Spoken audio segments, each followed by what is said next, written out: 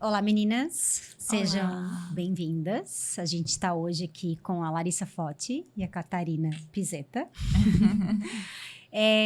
Só para introduzir vocês à nossa audiência, se eu puder fazer algumas perguntas específicas sobre sua especialidade. Larissa, você é formada em nutrição na UFSC. Sim, isso. Tem pós-graduação em nutrição oncológica Exato. no Einstein. Ai. Chique. E faz mestrado na UFSC agora nessa mesma área. Isso. Você podia falar um pouquinho mais sobre sua especialidade para a gente entender um pouquinho melhor? Então, a minha especialidade é nutrição oncológica. Eu trabalho não exclusivamente, mas principalmente com pacientes durante o tratamento, após o tratamento e também na prevenção, né? Então, pessoas que querem buscar mais saúde, prevenir as doenças, né? Prevenir o câncer. Então, é isso, basicamente. E você atua também no tratamento do câncer, quando as pessoas estão fazendo o tratamento? Sim, principalmente durante o tratamento, assim, no manejo de efeitos colaterais, né? Que são bem comuns durante o tratamento oncológico. Para melhora de qualidade de vida também durante esse processo. Por que você escolheu essa especialidade? Tô curiosa. Então, eu tive uma experiência pessoal com câncer na família. Isso há mais de 10 anos. E lá atrás, 10 anos atrás, eu não estava nem na faculdade ainda. Mas foi o meu irmão que teve câncer. E na época, a minha mãe tinha uma amiga que também tinha tido câncer. E essa amiga tinha passado com uma nutricionista oncológica. E aí, foi o meu primeiro contato com essa área da nutrição, assim. E depois ainda cursei outra faculdade, fiz um outro curso, mudei de curso, entrei na nutrição. E não sabia necessariamente que eu ia seguir por essa área, assim, mas eu sabia que existia. E mais pro final da faculdade, assim, nos estágios, que a gente tem as vivências mais práticas, assim, foi no estágio no hospital que eu vi que eu gostava de usar a nutrição para o manejo de doenças, assim. E aí foi quando eu decidi já me formar, já entrar na pós em seguida, assim, e foi por isso. E tô bem feliz com essa escolha. Muito legal. Catarina, você é formada em design? Isso, sou graduada em design, pós em marketing, e daí agora você está fazendo uma transição de carreira, ironicamente, para nutrição. E tem um movimento assim, fala um pouquinho pra gente. Eu sempre tive uma veia mais criativa, assim, então sempre fui conectada com criação, design, marketing. Só que já faz algum tempo que eu venho repensando algumas coisas, né? Não coincidentemente com relação ao que a gente vai falar hoje. Mas antes eu já vinha questionando bastante a longo prazo. O que faz sentido quando eu estiver mais velha, né? O marketing, ele é muito... exige muito do mental e parte comercial e tal. E aí a nutrição sempre foi um tema que me agradou muito. E eu sempre quis algo que realmente me movesse, assim. E eu me identifiquei muito com a nutrição. E aí agora, nesse momento oportuno da vida, tô também mudando isso.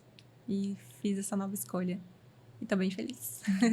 Que bom, você voltou para a faculdade, então. Isso, voltei para a faculdade. E o que te impulsionou a fazer isso?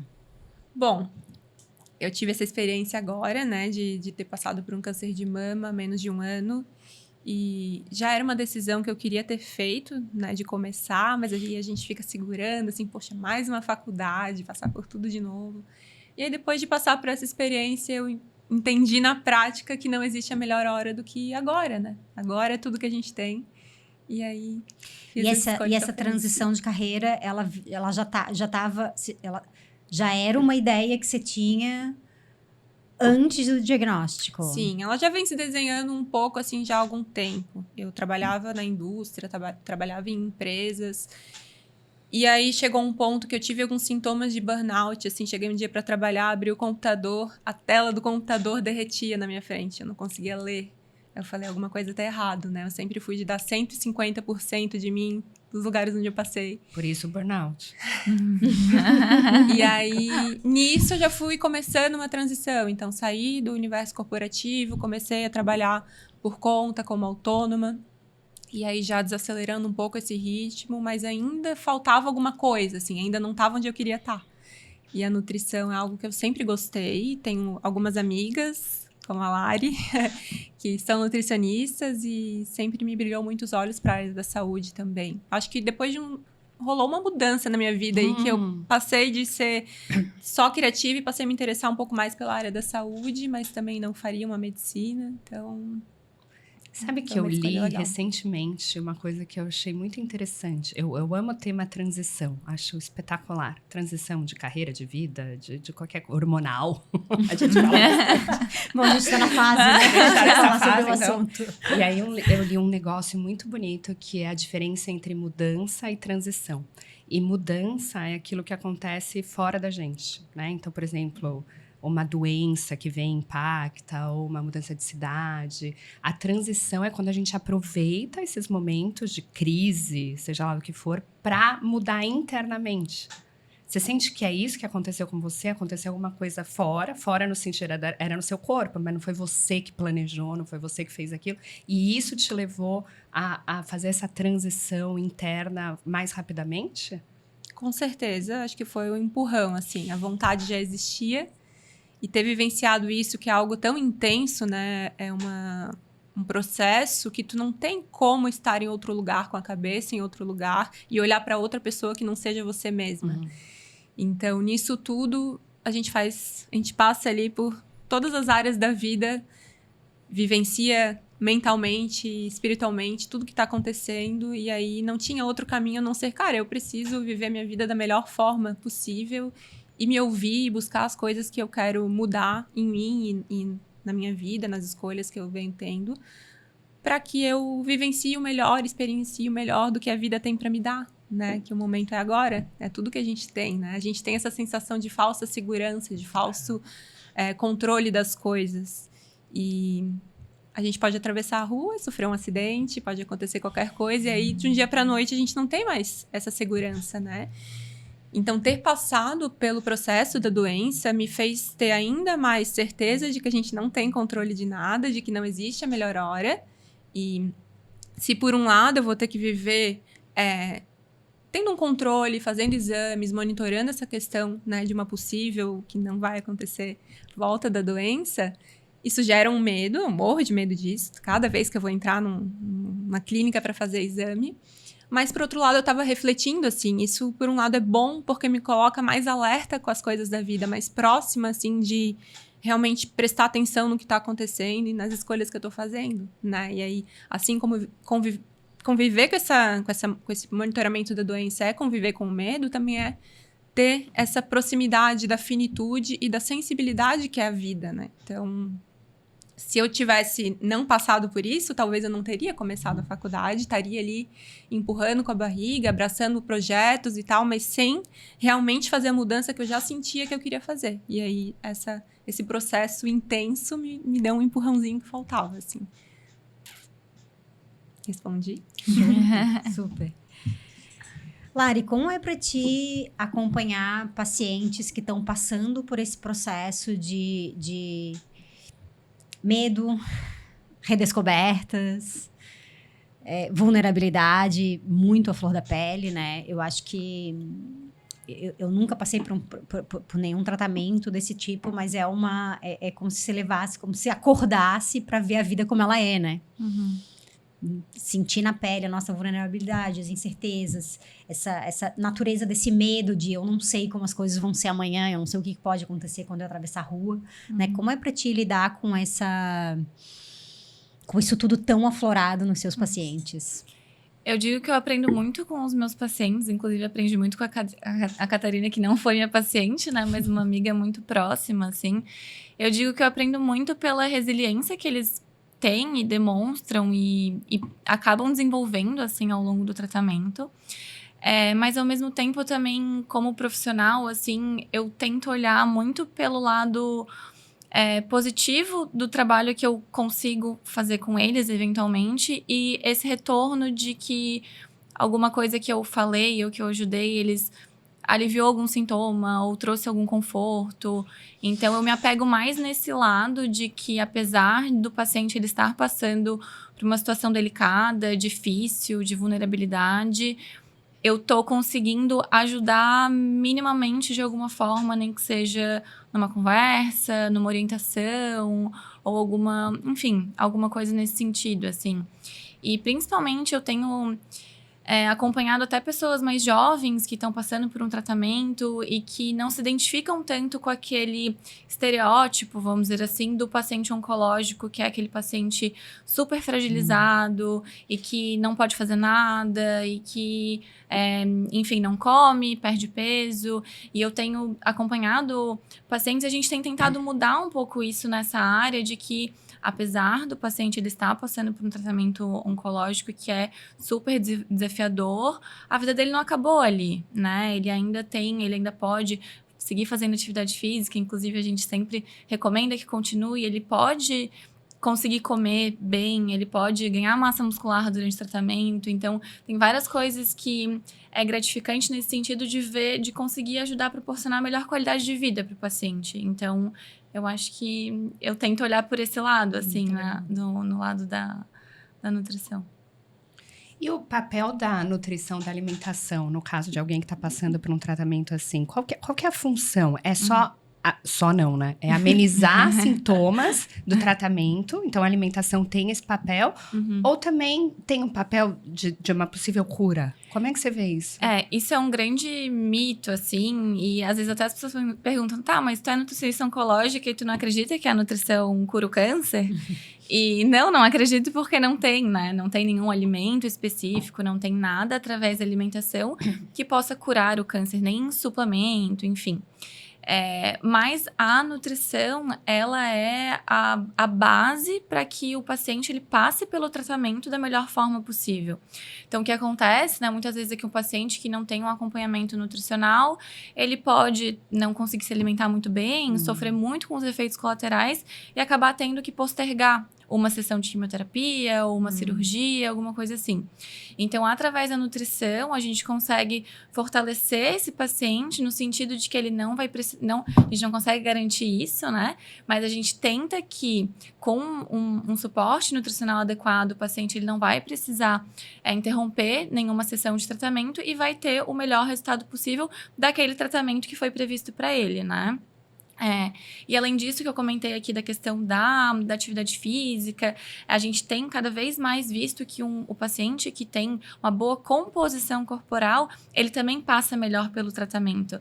Então, não só manejo de sintoma, né, de efeito colateral, de enjoo, diarreia, constipação, enfim, a gente estimular que esse paciente ele siga fazendo atividade física, ele tenha um bom consumo proteico, ele tenha uma boa composição corporal durante o tratamento, também está aí relacionado com que ele passe melhor pelo tratamento e tenha aí melhores resultados.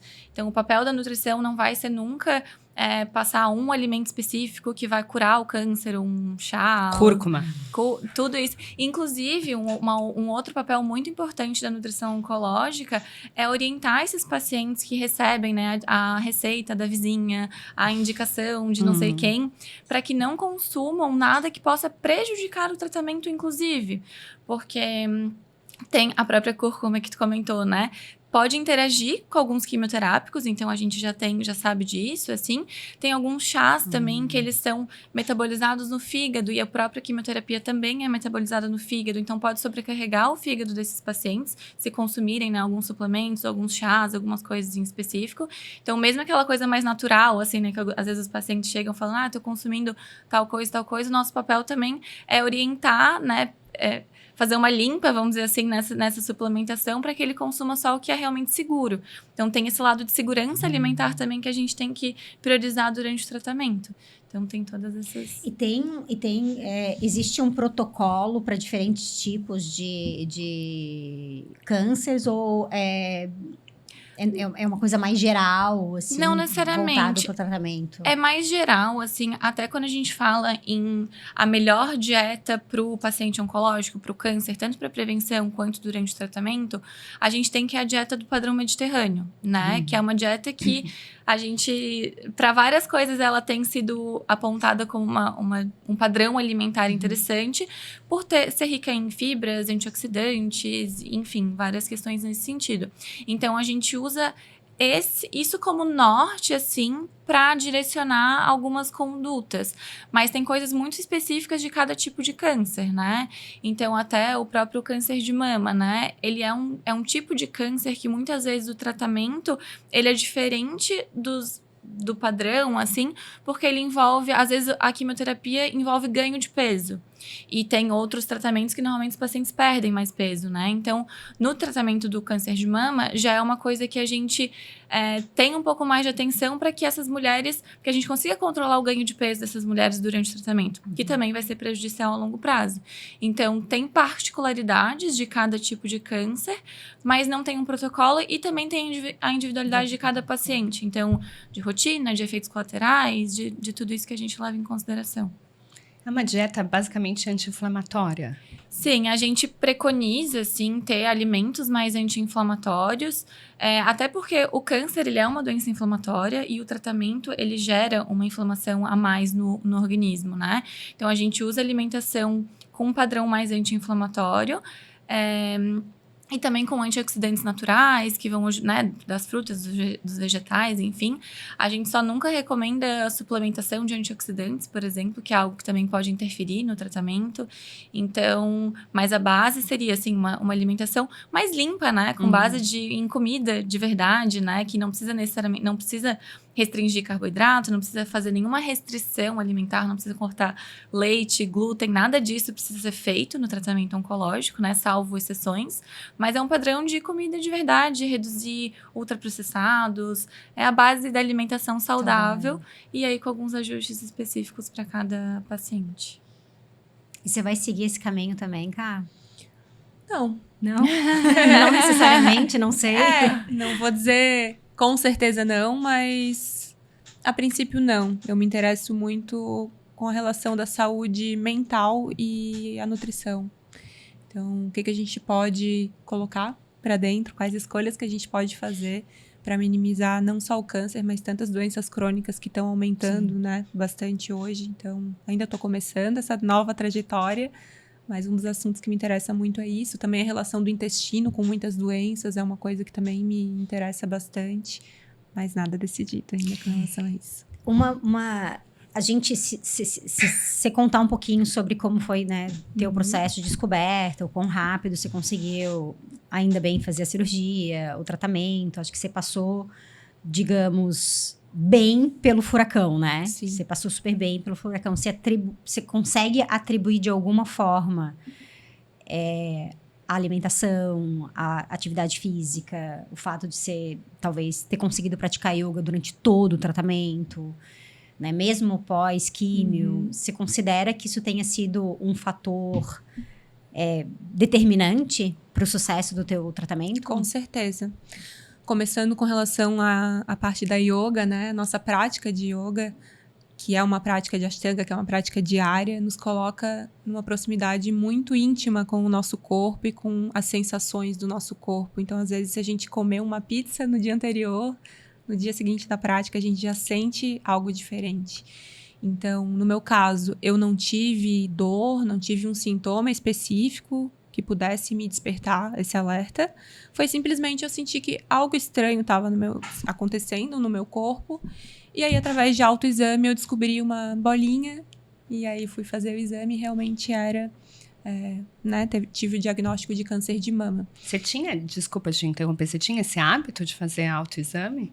Ou Então, foi porque... No meu caso, bem particular, eu como tenho prótese de silicone há algum tempo, lá atrás, nem é uma prática de todos os médicos, porque depois conversando com amigas eu entendi que não é, mas esse meu médico, que eu acho que nem é, mas ele era bem mais velho já na época, ele me passou uma sequência de tipo uma automassagem para fazer para manter a saúde ali da prótese e tal. Então, não que eu fizesse isso sempre, mas de vez em quando eu fazia umas massagenzinhas ali e tal. Então, cara, um pouco disso, mas foi muito instintivo, assim. Não sei explicar. Foi algo que eu senti, não sei. Fiz essa tal dessa automassagem, esse autoexame e descobri. Então, acho que foi muito um instinto.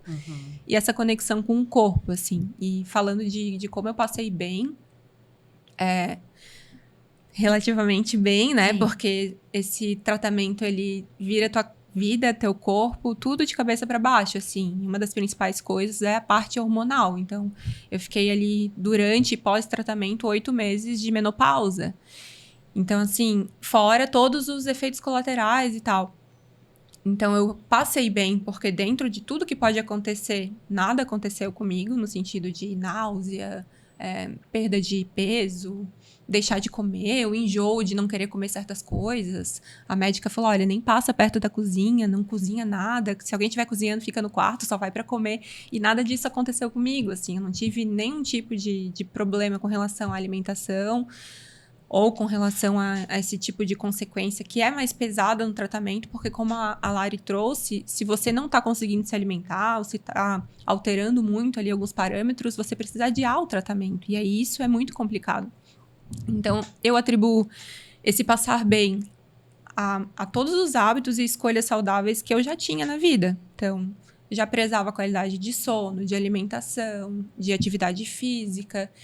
E isso tudo são os hábitos preventivos que se fala para evitar a doença. Mas quando a gente fala de prevenção, não necessariamente é só o evitar passar pela doença, é também como você vai passar, né, o passar bem pelo processo do tratamento. Eu tenho certeza que isso foi o que me fez passar bem, assim. Então, como a Cacá falou, eu consegui praticar durante todo o tratamento, praticar yoga, né? Nem todos que estão nos assistindo sabem. Então, assim, às vezes, o ir até o Shala praticar yoga era a minha atividade normal do dia, né? Me fazer sentir uma pessoa normal, porque fora isso eu era paciente oncológica.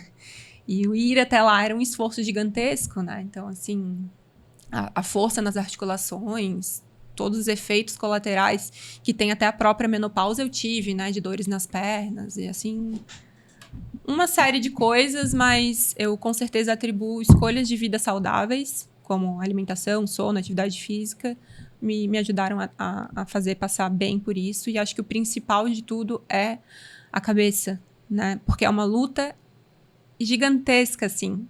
E quando tu tá ali no olho do furacão, passando por tudo fisicamente, a mente também é muito interferida ali, porque os quimioterápicos interagem com tudo e eles atacam todas as células do corpo. E as células do cérebro também estão incluídas nisso. Então, a cabeça fica uma loucura. Tem até, inclusive, o chemobrain, né? Que você fica com o cérebro como se fosse um cérebro de grávida, assim, de não lembrar coisas básicas. Então, fica ali naquele limbo, lutando para se manter sã. E graças a Deus e a mim mesma, eu tenho, assim, um histórico de me preocupar muito com essa questão da minha mente, de ser muito observadora de mim mesma. Então, durante todo esse processo, foi também um trabalho muito grande meu para olhar tudo que eu estava vivenciando. Também conheci muitas pessoas passando por isso nesse período, né? E quantas pessoas estavam passando de uma forma mais pesada, mais brusca, com menos chance de qualidade de tratamento do que eu, com menos recursos que eu pude ter.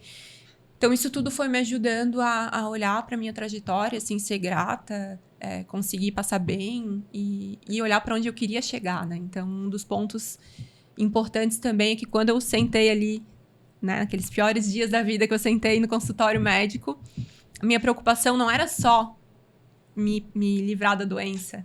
Eu quero viver bem depois da doença. Então, eu não quero só não ter câncer. Eu quero passar por esse processo, que já entendi que vai ser complicado, mas eu quero ter a minha vida de volta, no sentido, muitas coisas vão ser transformadas depois desse processo, mas eu já sei que eu quero viver bem, eu quero poder levantar meu braço, fazer o meu capotaçana. Deus que me livre. Isso daí não precisa. Quero treinar, quero fazer tudo que der pra fazer bem, né? Quando eu descobri o câncer, eu tinha 31 anos, hoje tô com 33. Então, tem muita vida pela frente. Em nenhum momento eu cogitei me entregar ou me fazer drama, né? A Cacá tá aqui de exemplo, sabe que eu detesto fazer drama, eu não reclamo na prática, raramente. Não, se ela quer capotaça, gente, capotaça é uma postura infernal, assim, que ninguém deveria merecer. Ai, Milena, que horror. Não, desculpa. Ai, mas gente. eu estive Larissa, ele lá. defende alguém não mais. vou. Estive lá nesse inferno e daí voltei e fico só pensando, meu Deus do céu. Que não volte nunca mais.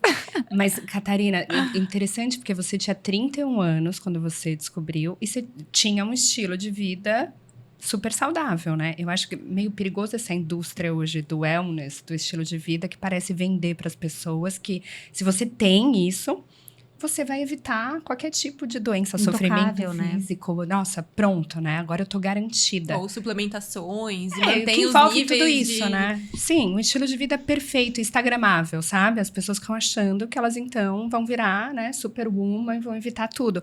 Em algum momento, depois de ter o diagnóstico, você se sentiu culpada?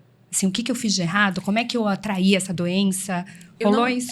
Eu me preocupei no sentido de, cara, se eu já fazia uma vida, né, escolhas que eu julgava saudáveis, o que tá... será que tipo, aquele chocolatinho que eu como, Olha só, né? né? A gente se Qualquer deslize. frustra porque, justamente, é vendida essa ideia de que você tendo hábitos saudáveis, higiene do sono, alimentação, dormir tantas horas, praticar exercício, X horas de exercício por semana, vão te deixar... A gente é ali. refém disso. É. E isso acaba, no final das contas, às vezes, fazendo mais mal do que bem, né?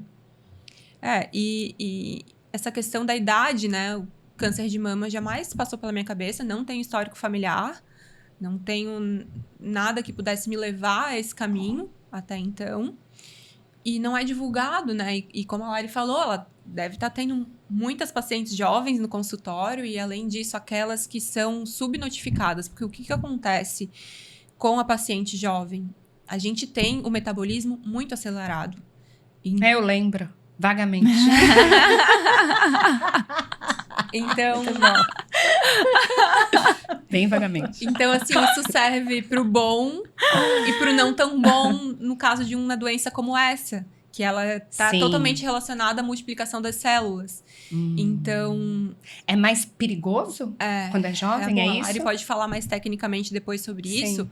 Mas quanto mais cedo você descobre e toma a medida que precisar ali no protocolo que for passado para você, mais chances de cura realmente. Porque se eu levasse, por exemplo, 2 meses a mais para descobrir, talvez eu não poderia ter feito a cirurgia, que no meu caso, na cirurgia eu tirei todo, era um nódulo só, tirei esse nódulo. E depois o tratamento, que apesar de ser intensivo, ele foi preventivo. Então, quando eu fiz a quimioterapia, eu já não tinha mais câncer. Eu fiz para evitar que tivesse alguma célulazinha ali que pudesse se multiplicar e acontecer de novo, de formar, né, novos tumores. Então, a quimio e a radioterapia que eu também fiz, bem localizada. E no caso da paciente jovem acontece isso. Como a gente não tem essa informação, a gente não vai atrás. Então, aquela bolinha que apareceu, se eu não tivesse talvez esse instinto, essa proximidade, esse conhecimento do meu corpo, eu teria deixado pra lá, tipo, é algo que tem que tá ali, tudo bem. Nem aparecia, se eu olhava no espelho assim, não aparecia, era realmente só no toque. Então eu fui por ser mais ligada a isso, assim, mas se eu tivesse deixado pra depois, eu tava lascada, né? Então tem esse ponto, assim. Acho que a Lari pode falar também com relação à questão hormonal. No meu caso, não foi um câncer hormonal, porque meu receptor hormonal é baixo, e a Lari também pode trazer essas informações. Né? Mas tem essa questão do metabolismo acelerado, que acelera tudo. A evolução da doença também, se multiplica muito rápido. Então, a luta da médica, no meu caso, era... Assim, eu descobri, no mesmo dia que eu descobri, graças a Deus também tem uma rede de apoio e de pessoas na minha vida, assim, que foi fantástica. Então, no mesmo dia que eu descobri, eu já consegui a conexão com uma das melhores mastologistas do Brasil, assim, ela é maravilhosa. Sentei no consultório com ela, acho que 10 dias depois eu estava no centro cirúrgico para ser operada. Então, foi tudo muito rápido, né? E isso foi fundamental. Se eu tivesse esperado 1, 2 meses, esse tumor poderia ter avançado ali, que o primeiro local que evoluía para as axilas e tal. E uma confusão generalizada teria acontecido, graças a Deus. Do mesmo jeito que tu tem essa vaga memória da velocidade, né? Do metabolismo do jovem, eu tenho uma vaga memória de que a gente realmente tem zero conexão com o corpo, né? A gente é muito, até um pouco alienada do corpo, assim, né? Às vezes a gente tem vergonha do próprio corpo, né? Quando é muito jovem. Mas, enfim, eu vi só fiz um comentário meio... Eu vi uma matéria outro dia, olhei por cima, assim, não vou lembrar números, mas provavelmente vocês duas sabem me falar que a porcentagem, o índice de jovens apresentando casos até de câncer raros no mundo tem aumentado, assim, muito alto, muito alto. Isso procede como... A questão dos câncer mais raro, talvez é porque está sendo mais notificado, talvez, enfim. Mas o que a gente relaciona muito o aumento, né, da incidência e mortalidade por câncer no mundo, que cresceu muito, né? Muito. E cada vez mais cedo. E a gente não tem como não relacionar, que a gente vem falando disso, né? Mas a gente não tem como não relacionar com hábitos de vida, com alimentação, sedentarismo e a exposição a estresse, a tudo que a gente está sendo exposto cada vez mais cedo, assim. A gente não tem também como fazer essa... determinar essa causa, necessariamente, né? Os casos de câncer mais jovens por tal causa específica. Mas a gente consegue observar uma mudança de comportamento generalizada, assim, né? Que a gente tá, de maneira geral, apesar de a gente estar cada vez mais preocupado com o que se come, o que, né? Com isso, a gente também tá vendo muita gente ainda tendo hábitos de vida, assim, não saudáveis, né? Então, isso a gente consegue relacionar bastante com esse aumento dos casos de câncer no mundo. E cada vez mais cedo, porque a gente tá aí cada vez mais cedo também sendo expostos a todos esses fatores, assim, né? Então, e até a questão... Isso não quer dizer que mesmo a gente não se expondo a tudo isso, a gente não vai ter a doença. Mas o que explica, né, esse aumento dos casos é realmente essa mudança de comportamento no mundo todo. E às vezes mesmo a gente fazendo escolhas boas, como no meu caso, né? Eu como peixe. O peixe tem um monte de encrenca ali dentro hoje em dia, né? Então, microplástico, excesso de metais pesados e várias outras escolhas que a gente faz ali julgando ser saudáveis, a gente não tem controle de como aquilo chegou, né? Qual o processo que aquilo teve até chegar no nosso prato. E uma coisa em relação ao câncer, assim, né? Trazendo isso, também é importante a gente considerar que o câncer, ele é uma doença multifatorial. Então, a gente não consegue relacionar ele a uma coisa específica. Então, até o que a Catarina falou, assim, pensei no meu chocolatinho, enfim. Não é um chocolate, não é uma taça, uma garrafa de vinho, não é uma coisa que você faz pontualmente que vá ser a causa do seu câncer. Nem algumas pessoas falam assim, aquela pessoa era muito amargurada. E Por ela favor, não façam isso com um paciente desenvolveu oncológico. porque Que ela cruel, né? que ela era amargurada. Então, assim, é muito mais complexo do que isso. E o câncer, ele é uma doença que desenvolve de forma lenta e gradual. Então, acontece ao longo da nossa vida, ao longo do tempo, e várias coisas vão se somando. E aí tem uma mutação genética, que daí isso vai acontecendo, né? Mas, assim, é importante a gente se alimentar que, sim, tem fatores que aumentam o risco e que podem estar relacionados com esse aumento, né, dos casos, mas não é uma coisa específica pontualmente, né? Então, isso é importante também de falar. E Larissa, sabe que eu tô curiosa? Você falou que o câncer é uma doença inflamatória, né? O que é que inflama a gente? Dá uns exemplos. Assim, uma das coisas que mais inflamam, vamos dizer assim, o excesso de gordura corporal. Meu Deus. Não, eu só quero fazer um parênteses, depois a gente pode até editar isso, mas eu percebi muito quando você falou assim, não é uma taça de vinho, aí ela olhou pra Cacau, uma garrafa de vinho. Ela só quis fazer uma inclusão de quem bebe um pouquinho mais, não se preocupa, não é uma garrafa. Não, Como consequência, apresenta gordura corporal. Não, até sobre isso, assim, até pra trazer mais informação sobre isso. O consumo de álcool, ele está, sim, relacionado com vários tipos de câncer. Porque ele inflama. Porque, ele é tóxico, né, pro nosso organismo, assim. Então, o consumo de álcool, principalmente constante, assim, ele tá relacionado com alguns tipos de câncer, inclusive câncer de mama. Mas o que eu quis dizer é que não é você tomar uma taça de vinho pontualmente, ou comer um ultraprocessado pontualmente, né? É muito mais do que você faz como estilo de vida. Como estilo de vida, exatamente. Então, quis trazer mais pra gente não... Que às vezes as pessoas tentam achar a causa, né? vejo Tenta muito isso, achar sim. o motivo. Onde assim. foi que eu errei? Onde foi que eu errei, E às exatamente. vezes não só o paciente, mas as pessoas. As Gente, pessoas. aconteceu em exame, a pessoa me preparando para um exame assim. Mas tu teve algum episódio que te deixou muito triste nesse último tempo? Ai, que Tu é uma maldade. pessoa muito nervosa. Como se fosse somático, que interessante Aham, isso, sim. né? Querendo colocar Por culpa. que Eu falar acho um isso? horror isso, um Não ia horror. resolver nada. não vai agregar em nada, né? Então, assim, no meu caso, eu tenho a cabeça boa, mas eu tive contato com tantas pessoas que, como a Lari falou, tem esse quadro de serem pessoas mais fragilizadas e às vezes até mais velhas, que não conseguem ter essa visão, assim, de que, essa pessoa tá falando besteira.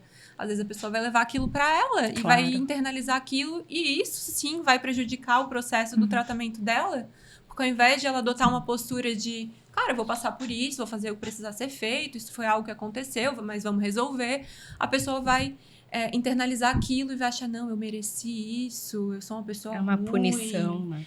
eu vou ter que lidar com isso pro resto da vida, ou começa a acreditar que vai morrer, que tá acabando tudo.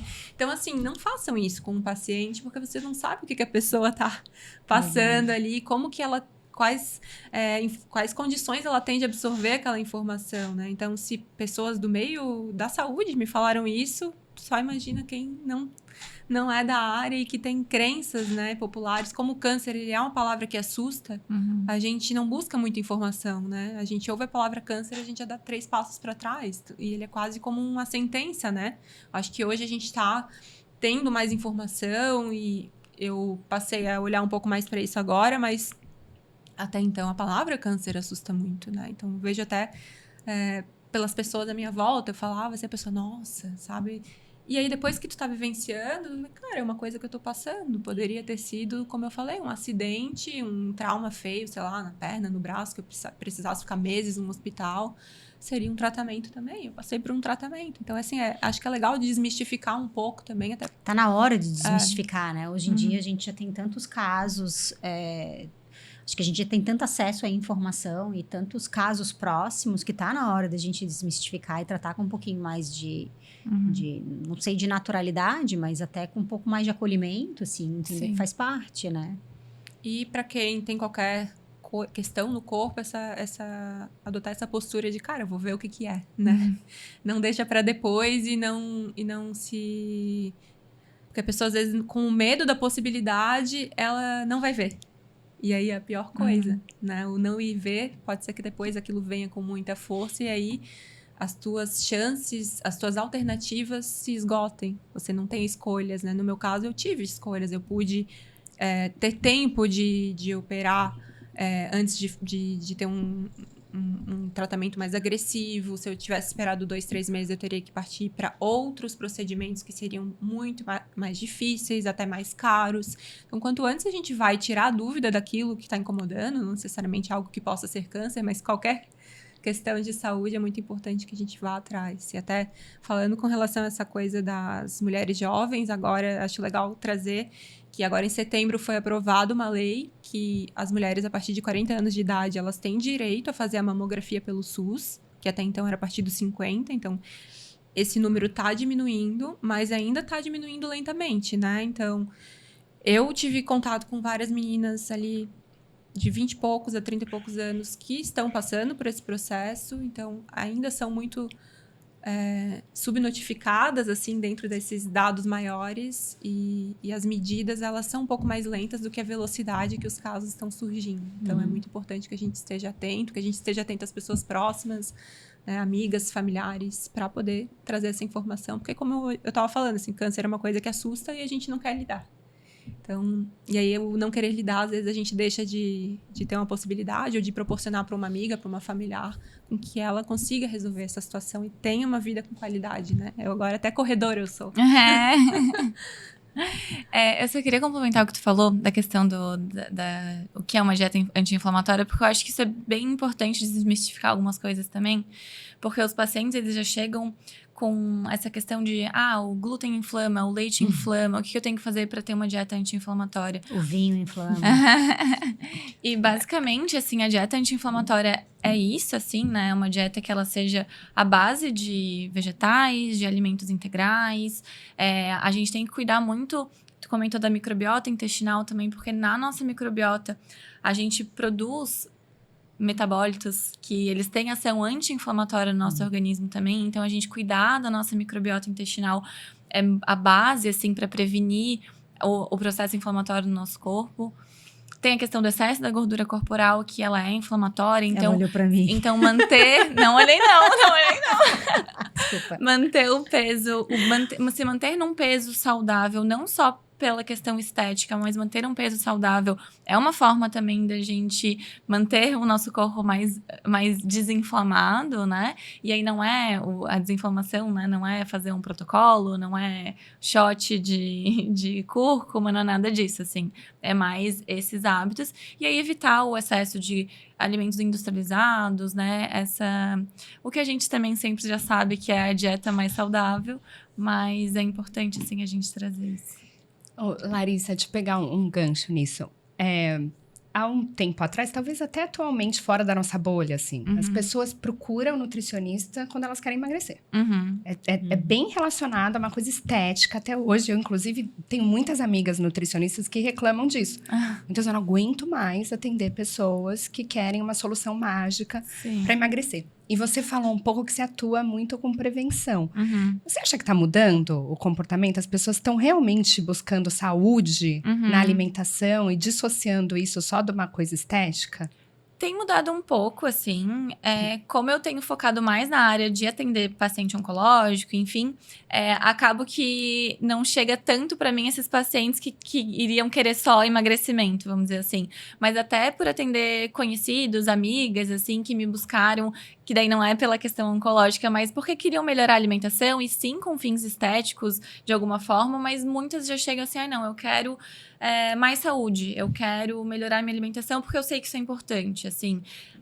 Quero melhorar o meu intestino, por exemplo, que tem muita gente com queixas de intestino, ou, eu quero melhorar o meu desempenho no esporte, eu quero me sentir, ter mais qualidade de vida de maneira geral, assim. Então, eu percebo que tem mudado, mas também não dá pra gente negar que tem aí, até inclusive agora nessa época do ano, aumenta a procura mesmo pra mim de alguém, assim, de pacientes, né, querendo, quero perder aqueles 2 quilinhos agora. Assim, essa gordurinha aqui, como é que eu perco? E assim, eu acho super ok, né, super válido, é uma questão, né, pra todas nós, principalmente mulheres, assim, é algo que a gente busca, mas também é interessante ver as pessoas também buscando esse outro lado, essa conscientização em relação a comer bem, comer saudável para ter saúde e não só para botar o biquíni ali no verão. Porque às vezes também botar o biquíni no verão não é sinônimo de saúde, Exato, né? zero. Tem muita gente, eu pelo menos, quando eu era preocupada com isso, eu era zero saudável. Sim, assim, eu sim. comia pra me manter em Às vezes pé reflexo o mínimo da- de caloria possível, Sim. assim, sabe? Isso é bem legal de desmistificar também, né? Não é só porque a interessante pessoa isso. tá com um corpo magro que ela vai estar saudável. Perfeito. A gente pode usar o contexto da oncologia aí pra dizer, as pessoas muitas vezes vão perder peso e elas não estão saudáveis, elas estão perdendo peso por uma doença ou, enfim, tem as questões mentais, né, psicológicas, que às vezes as pessoas estão passando por um processo mais difícil, acabam perdendo peso e podem estar ali com um corpo super bonito visualmente, mas não estão num momento muito saudável da vida. E como é que foi pra você, Catarina, essa questão da vaidade? Porque você é uma mulher bonita, e aí a gente como mulher... E né, vaidosa. vaidosa, mas aí mexer com a mama, né? Como é que é isso pra você? É bem delicado. Ah, É bastante delicado, assim. No meu caso, acho que o que pegou mais foi... Primeiro, até além da vaidade, acho que a questão de poder ser mãe. Então, a quimioterapia, ela traz essa questão de talvez atrapalhar a fertilidade. Então, isso foi uma das coisas que mais me abalou, assim. Você chegou a cogitar congelar óvulos? Não. Não. Não porque eu não queria passar pelo processo de congelamento. Tem algumas amigas conhecidas que passaram. Não é eu fácil, entendi né? que eu não quero aquilo. E se for pra ser mãe, você. E se não for, tudo bem. Eu adoro cachorro. Posso ter uns 15. Mas foi difícil, porque é uma vontade minha, do meu marido, assim, e a gente foi deixando pra depois, e aí acabou acontecendo isso, e aí essa possibilidade de depois talvez não existir foi uma das coisas mais delicadas pra mim. Mas a vaidade eu acho que estava em segundo lugar, porque principalmente no tipo de tratamento que eu fiz, a quimioterapia do câncer de mama, ela é porque existem vários tipos de quimioterapia para cada tipo de tumor, né? No caso do câncer de mama, na maioria das vezes, as combinações de quimioterápicos, elas fazem cair cabelo, né? E não só o cabelo, todos os pelos, sobrancelhas, cílios. E isso é a materialização da doença, né? Então, uma das principais coisas, eu falei, cara, eu não quero ficar careca, porque é aquela coisa que tu vai estar, sei lá, no supermercado, a criança vai olhar pra ti, sabe? Com a ingenuidade da criança, assim, mas fica na cara que tu tá doente. E zero problema com isso, né? Acho que cada um tem as suas escolhas. Mas pra mim, como essa questão da vaidade é algo que, querendo ou não, sempre pegou. E não que eu me ache a melhor bolacha do pacote, mas eu acho que eu sou uma bolacha bonitinha, né? Bolacha boa. Então, assim, vivenciar algo que... Um momento da vida que eu me olhava no espelho e eu não encontrava aquela versão de mim mesma foi bem difícil, assim, né? E você teve... Não precisa responder, se não quiser, a gente Não, tira, pode tá? falar. Mas você teve que tirar a prótese? Não. Não precisou? Não. Foi um tumor na parte mais superior, assim, da mama, bem localizado. Ele estava bem afastado da prótese, então conseguimos fazer a retirada do nódulo e aí tudo certo. A prótese se manteve, então... esteticamente, na mama não teve grandes mudanças, assim. Mas essa questão do durante o tratamento que pegou bastante, porque era justamente esse momento, assim, né? De se olhar no espelho e não ter sentir aquela insegurança, né? Porque daí sem cílio, sem sobrancelha, o cabelo manteve alguns fiapinhos ali, mas também era só para disfarçar, porque se a pessoa chegasse perto, a Cacá viu todo o processo, sabe? Então, é difícil, né? Mas, ao mesmo tempo, é uma vivência de um aprendizado e sair da vaidade, assim, do ego, né? E abraçar aquela nova versão é algo que é bem desafiador, assim.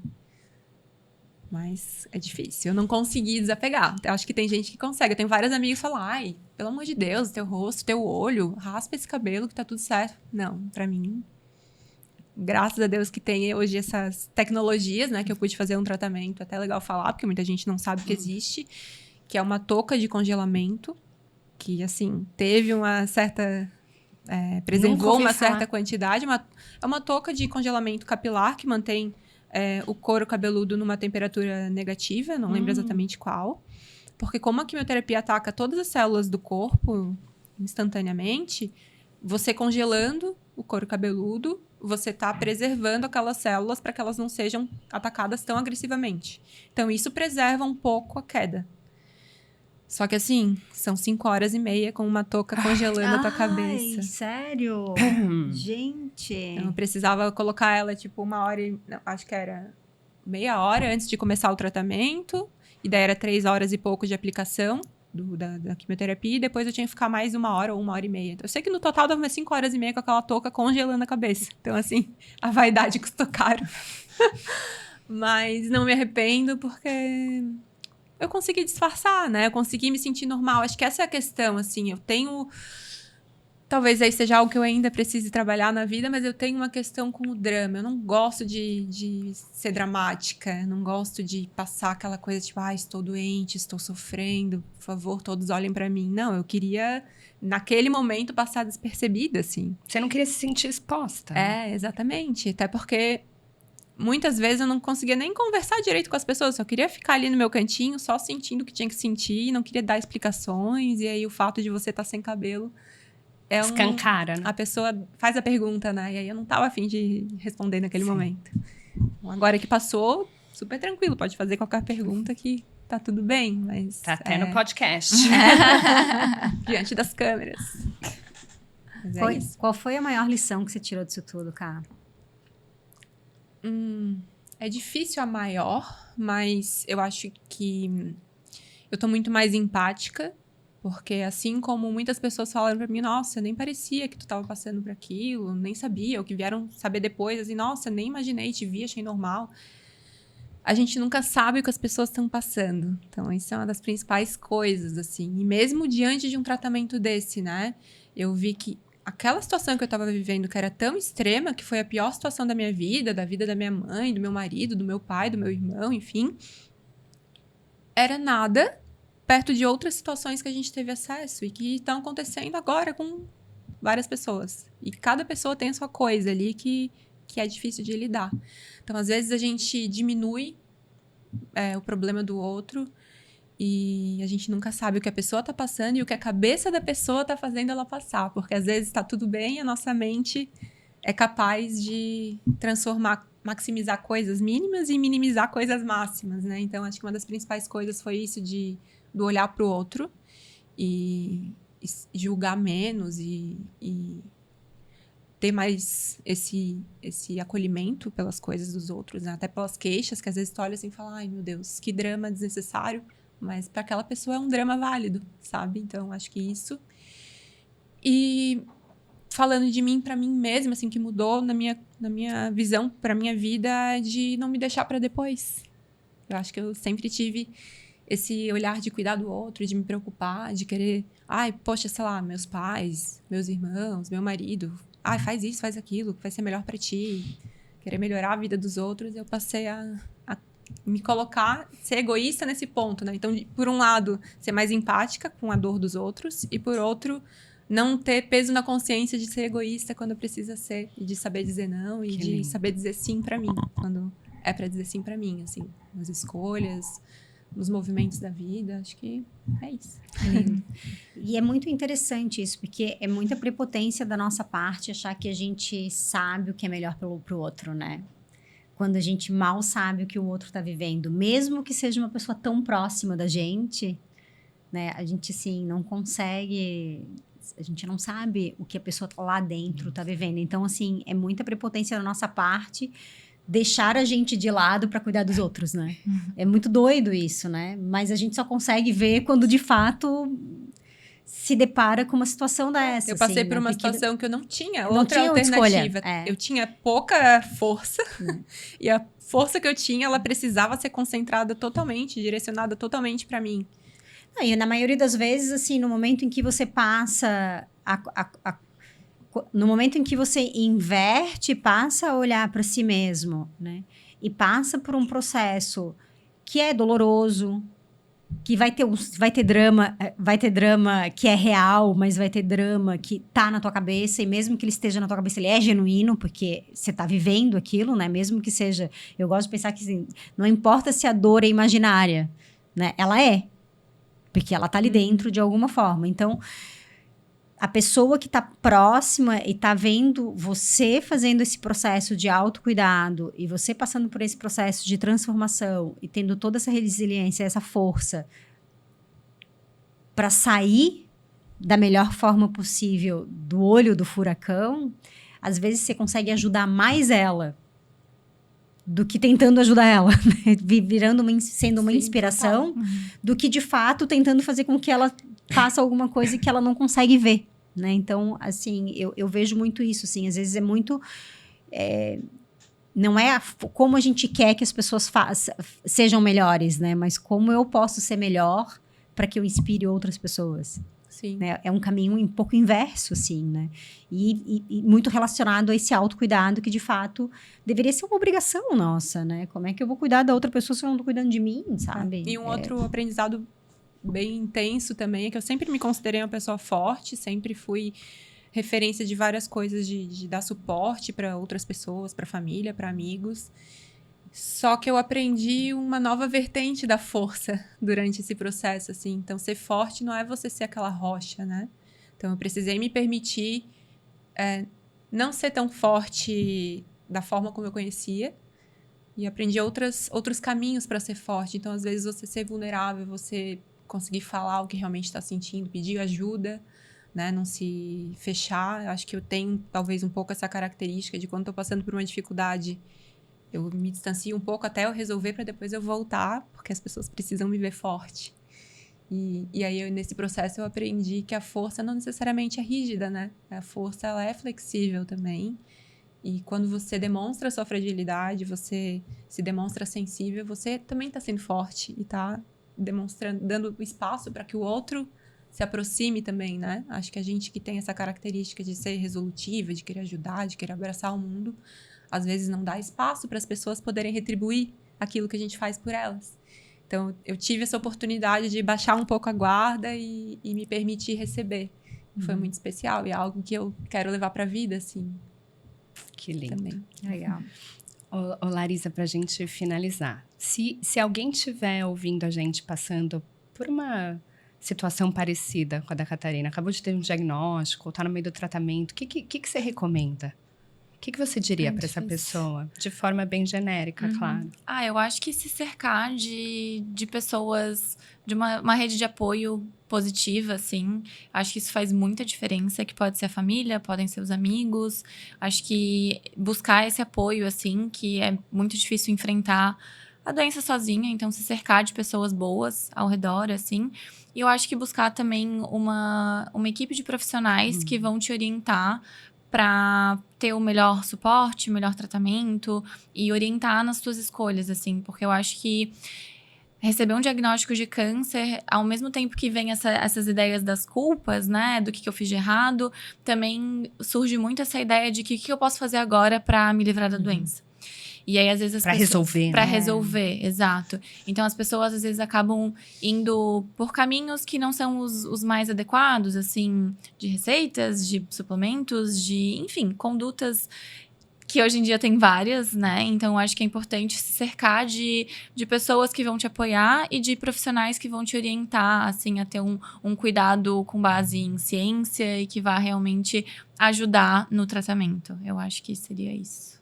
E um ponto bem importante também é que ainda hoje tem pessoas que às vezes não querem seguir o caminho da ciência, Convencional, da medicina, porque acreditam em outras coisas. Gente que está mais próximo do universo do yoga, acho que tem acaba tendo contato com pessoas que têm esse olhar, né, mais místico da vida e de como resolver as coisas da vida, mais naturais e tal.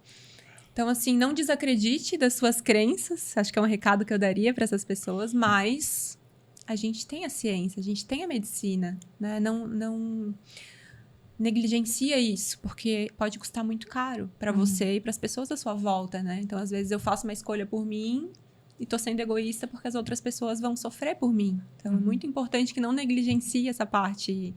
E apesar de parecer loucura, eu ouvi isso das minhas médicas, assim, de quantas pacientes que chegam no consultório dizendo, não, muito obrigada, mas eu vou fazer um tratamento espiritual e eu vou ficar curada.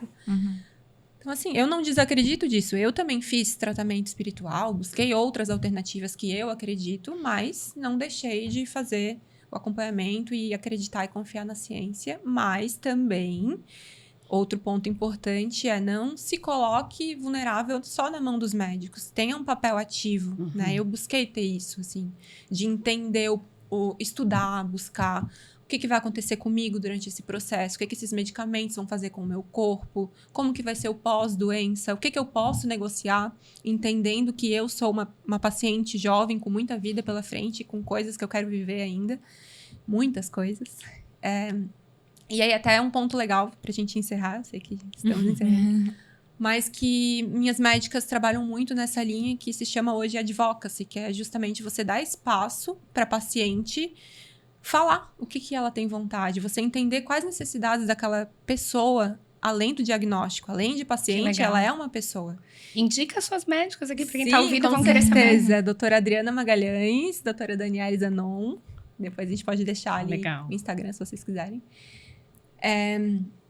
E é justamente esse olhar de entender que por trás daquele diagnóstico existe uma vida com vontades, desejos, sonhos. E o papel do médico não é só trazer o que a ciência, o que a medicina tem e pode ajudar, mas é guiar aquela pessoa, fazer aquilo. No meu caso, o que adiantaria eu estar livre do câncer pro resto da vida, mas viver capenga por aí, me arrastando sem poder fazer as coisas. Eu iria não ter mais câncer, mas iria ter depressão, uma série de outras coisas que poderiam vir, né? Então, é muito importante a gente ter esse papel ativo, tanto para o câncer quanto para qualquer outro imprevisto que surge aí na vida.